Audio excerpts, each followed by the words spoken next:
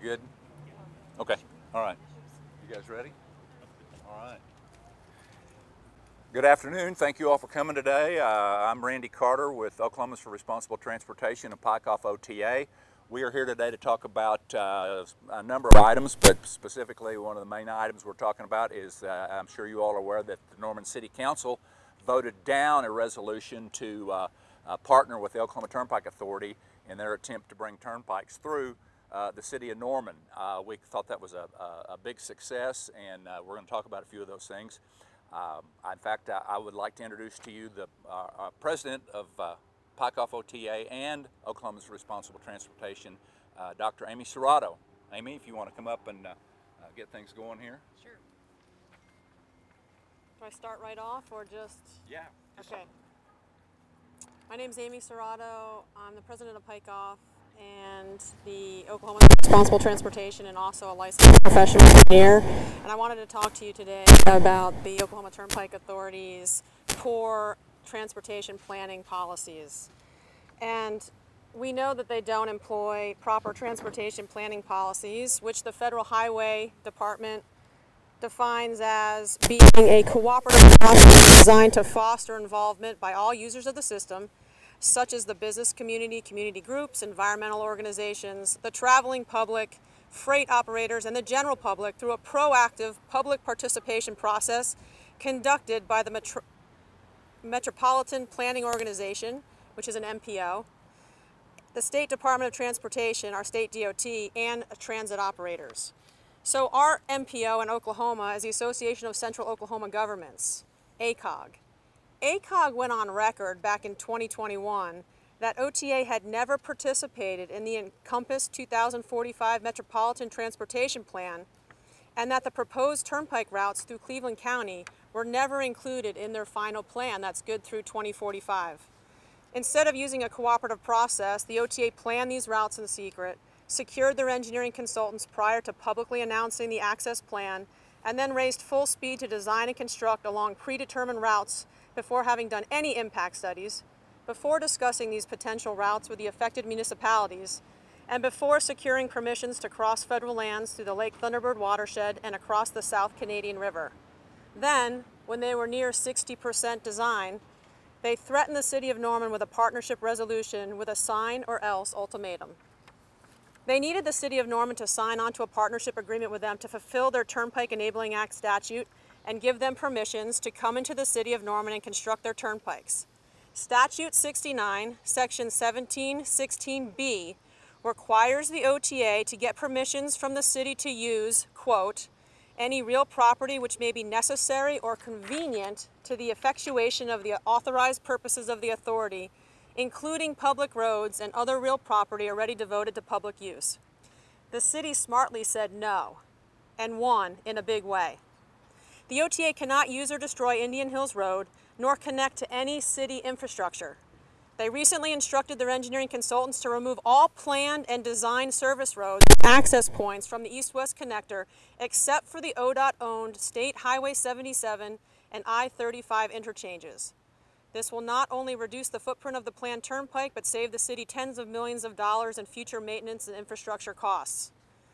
But because of their consistent failure to use proper transportation planning policies, not only was the OTA previously denied passage across the Bureau of Reclamation-owned fee title lands in December of 2022, which they still have not rectified, necessitating a significant shift in route, but they're now denied passage on and connectivity to any City of Norman infrastructure, which will significantly change the revenue projections used to justify these routes and obtain their revenue bonds. These denials will also force massive shifts in routes that will affect a different set of citizens.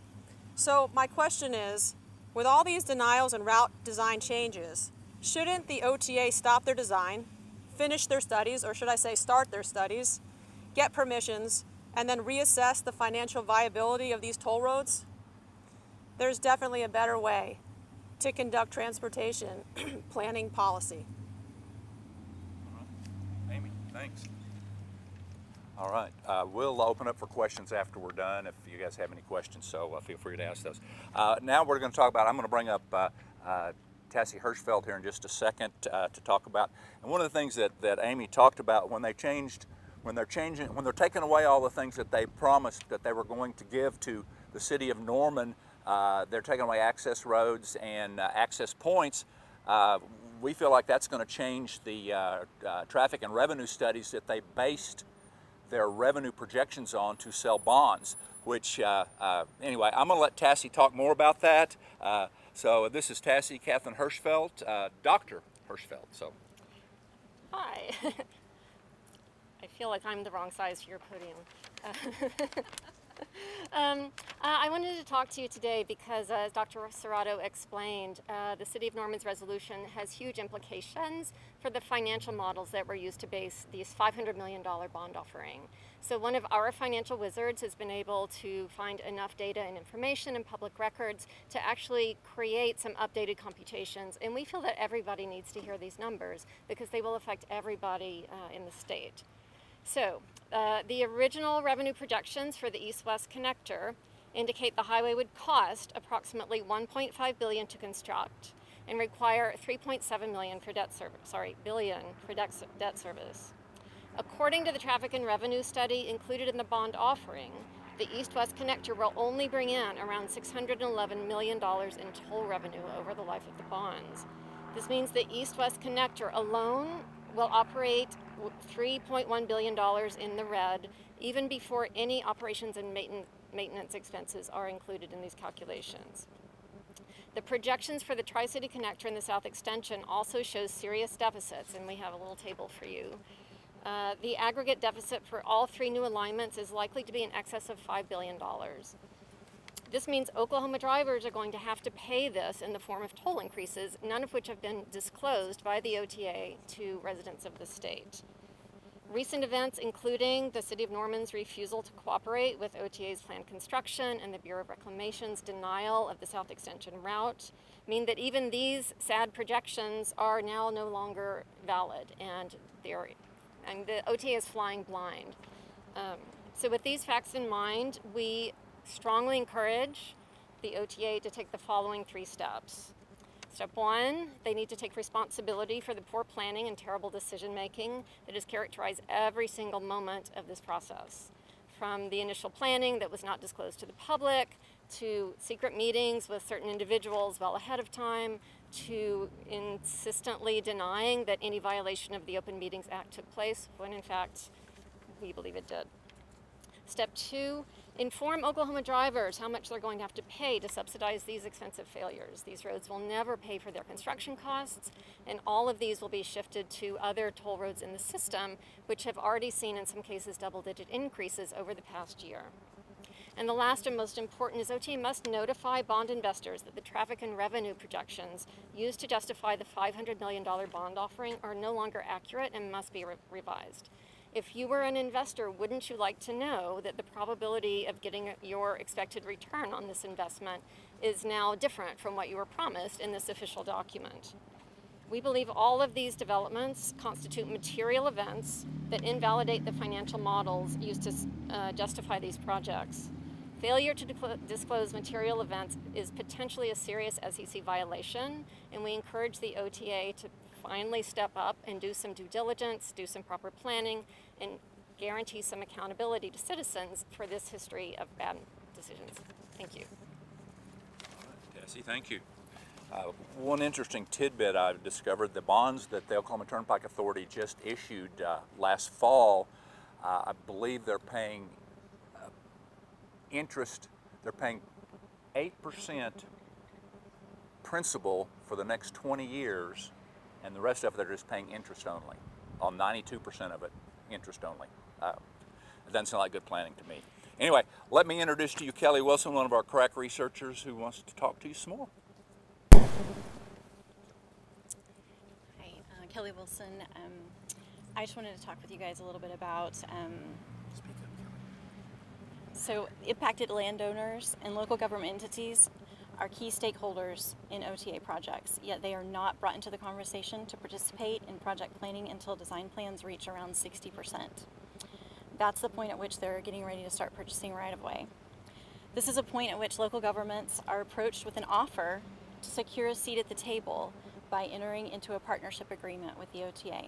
This window of opportunity is relatively short, and city leaders have very little time to acquire the necessary information they need to make informed decisions that will have a profound impact on their city and its citizens for decades to come. In the past, local governments have caved under pressure and signed these partnership agreements. They were operating under the assumption the agreement would secure certain benefits to the city or the county, and also to ensure they would be consulted in planning and implementation of the project moving forward. Unfortunately, this doesn't seem to be the case though. What we know from reading through city and county agendas and meetings of previously impacted communities is that even after a partnership agreement has been signed, the OTA continues to leave leadership out of the process, and the OTA often requires these cities and counties to amend their original agreements, many times often to the detriment of the local city or county, and always to the benefit of the OTA. So I have a few examples for you. The first one I'll talk about would be from the Driving Forward program with the Kickapoo Turnpike. The Turnpike Authority approached Oklahoma County Board of Commissioners and asked them if they'd like to finally have a seat at the table to talk about the turnpike coming through their area, and pitch to them the fact that they would purchase the necessary right-of-way, and then they would give that over to Oklahoma County to then build their frontage roads on. Oklahoma County moved forward with that resolution in 2016.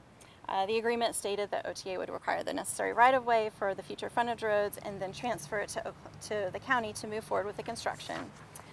3 years later, the OTA requested that the county enter into a formal agreement which restated the acquisition and transfer of right-of-way for the construction of those frontage roads, and also laid out the terms regarding repairs to existing county roads that were damaged by the OTA and its contractors during construction. Repairs totaled around $4 million, but the OTA would only agree to pay $1.8 million, which left the county on the hook for $2.2 million. To date, which has been 8 years since that initial agreement of partnership between the OTA and Oklahoma County, OTA has not transferred any property to Oklahoma County. No frontage roads have been built.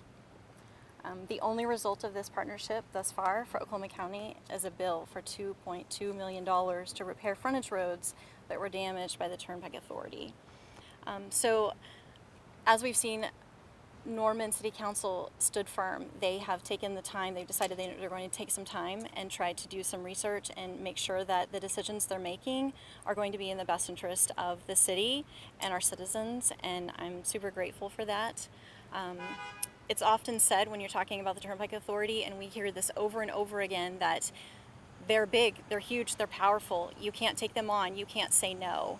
But what we're finding is that you can. And the city of Norman actually did that, and now we're kind of seeing some of the result of that, that they're backing off of their plan. They're changing their plans based on the fact that we said we don't want this in our community. So I would just like to encourage other communities that come after us to take notes and know that your voice is powerful and it should be heard. And the statutes actually say that we do have a say. So I actually brought you guys a packet with some materials with all the documentation of this stuff. So anyway, so I think that was all I had to say there. Thank you. Kelly, thank you. Anybody have any questions? We've got some handouts. Kelly, you have some handouts. I believe she gave some of them to you all at the beginning. Here, just go ahead. I think our reporter's over here. Again, I think the old saying, watch what I do, not watch what I say. We're quite displeased with the performance of the Oklahoma Turnpike Authority living up to their agreements with other cities and municipalities in dealing with the building of new turnpikes. We don't want that to happen in Norman. And again, I commend the Norman City Council for voting down the resolution to work in cooperation with the Oklahoma Turnpike Authority. With that, we will take any questions if anybody has any. Guys, why don't you come back up? You all know the answers better than I do. So. Randy, it's my understanding, anyone can answer Okay. this. It's my understanding that OTA says they have legal authority to construct these turnpike routes without having a partnership with Norman. Is that how you understand it, and what other action can you guys take? Well, again, I think that's probably up to a judge, but reading that statute, it seems to me that they, by their enabling Enabling Act, is that Yes, okay? sorry. Sorry, I have trouble with that. According to their Enabling Act, they are required to work in partnership with the municipalities that they come through. So I'm sure that that's certainly up to interpretation, but that's our belief that they need to have that in place. And what do you plan on doing going forward? Well, I think the move is in their court at this point. So far, from the very beginning, we've been reactionary. I mean, we didn't bring this on ourselves, and we've only had the opportunity to take action when we find out what they're going to do or not going to do. So, trust me, we will be making plans as we find them to be necessary. But I can't say specifically what we intend to do at this point on that particular question. So. Over here, the OTA has said that Norman still has time to come up with ways to interact with the OTA. How do you expect, or how do you wish Norman would do that? I wish they would stand firm on no resolution whatsoever. To me, it's to the benefit of the city of Norman to not go into this resolution. If the OTA says they're going to put in all these frontage roads, then it's Norman's responsibility to maintain those, maintain the traffic lights, all the traffic. It'll be a gigantic expense to the city of Norman, and the OTA is not going to be doing anything to help with those costs as they come forward. And OTA also has said that they plan on, their plans don't include frontage roads without a City of Norman resolution. Do you want frontage roads? Do you want Norman to? I don't want a turnpike at all. So I think the frontage roads, in my opinion, the frontage roads are more important to the developers. And They're expensive yeah. for the city. Yeah, and they are expensive. Come here, you can probably answer that better than I can. Yeah. So the whole deal with the frontage roads is that supposedly the OTA pays to build them, but then turns over the maintenance costs, which bootstraps our children and grandchildren with that maintenance forever.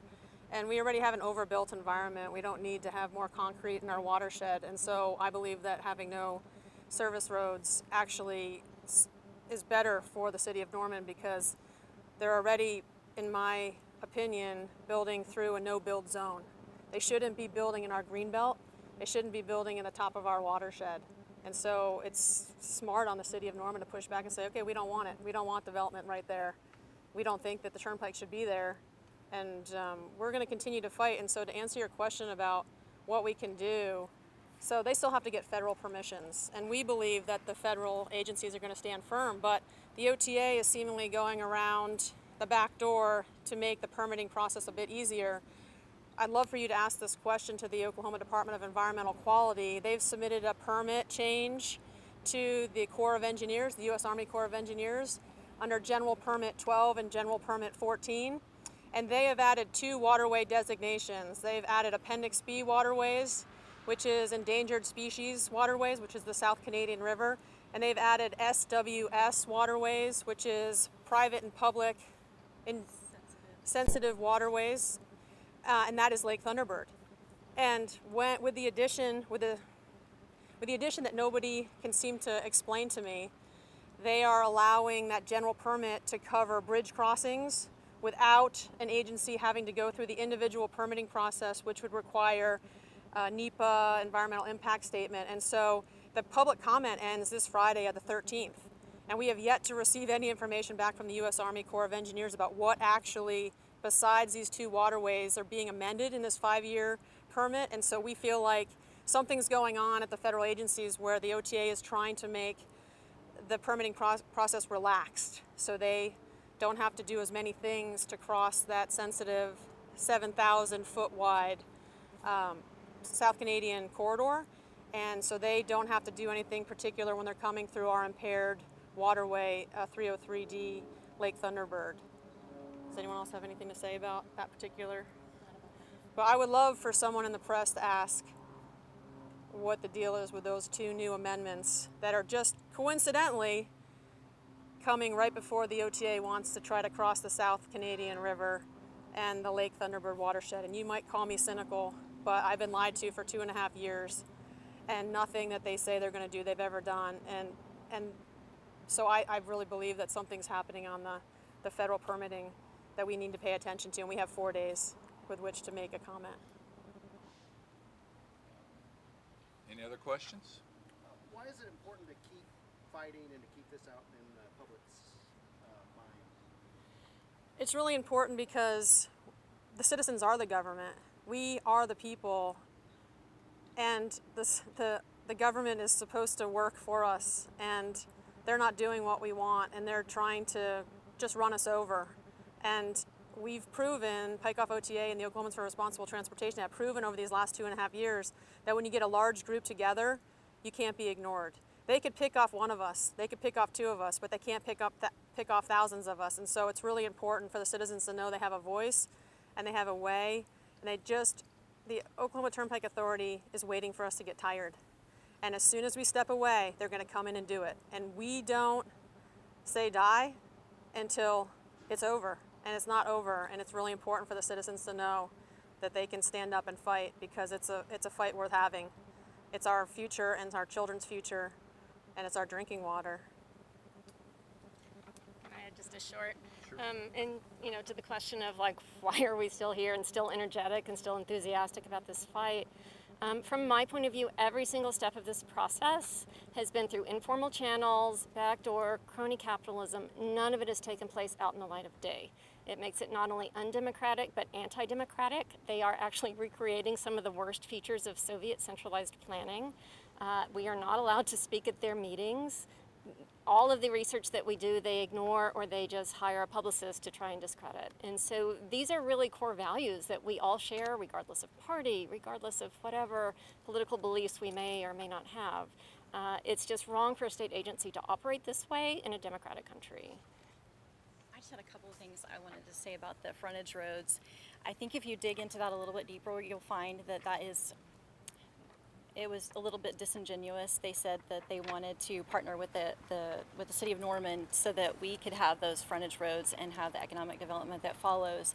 But if you look at it a little bit closer, you'll see that in the bond validation case, in their application to the Council of Bond Oversight, and also in their official statement to the bond issuer, they actually included in their traffic and revenue study that they would be building these turnpikes with all of these on-offs, and they specifically listed every single one of traffic volumes for every single one of those on-off points of access.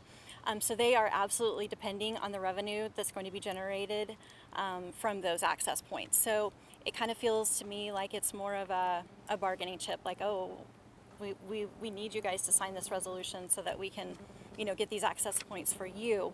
But they're the ones who actually need that. And so now that we have come to this realization, I think the ball is actually back in our court again. And I just think that's really important to take away from this, that the cities and the counties and the citizens actually do have a voice, and we have to keep pushing for that. And we just never know what's going to turn up next that helps us get the voice that we need. Thanks, Kelly. I had a question just for clarification. Sure. The page on the revenue projections. Uh-huh. Are you guys saying that these figures were inflated, or that somebody lied about these, or just presented incorrectly? No, they're just terrible, and OTA didn't release these numbers in this format. They will not tell the public just how bad these projects are. The data's there for a clever person to find and do this kind of analysis, which thankfully we have an accounting wizard who did this.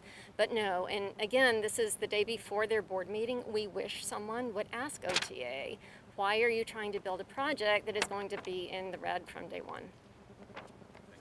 Well, and I can share an example too about the traffic and revenue studies. By their own trust agreement, now, correct me if I'm wrong, by their own trust agreement, they are required to produce traffic and revenue studies before they issue bonds.